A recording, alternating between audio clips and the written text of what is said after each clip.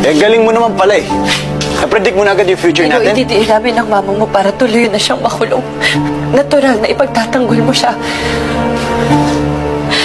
Sa tingin mo, Ino, paano tayo magiging masaya? So paano?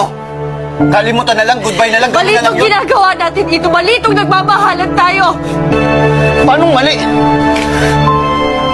Paano mo nasabing mali itong nararamdaman ko?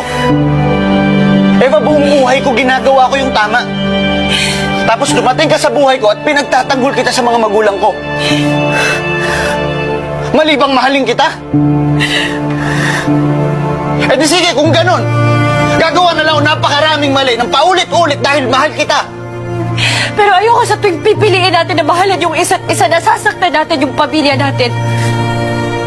Hindi ka ba nakukonsensyo, Ino? Hindi ka ba nasasaktan? Hindi ka ba nahihirapan? Pero mahal kita! Tigil mo Mahal natin mo to. ko! Hindi pa ba sapat yun? Ha? Tigil na natin to, Ino. Anong itigil? Alin ito? Anong nangyari doon sa solid tayo?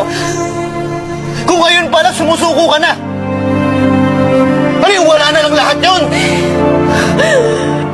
O siguro dapat itigil ko na lang to. Kasi siguro ayaw mo na sa akin. Hindi sa hindi kita gusto, Ino. Baka lang hindi ako yung tamang tao para sa'yo. Baka lang sa iba, may pag-asang sumaya ka, pero tayo hindi ko alam kung paano dahil sa sa'yo. Hindi ko alam kung paano. So ngayon pinagtatabuyan mo na ako sa iba? Ino, imposible tayo.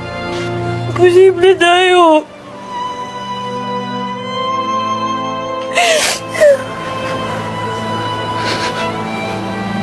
Namatayan ako, Eva.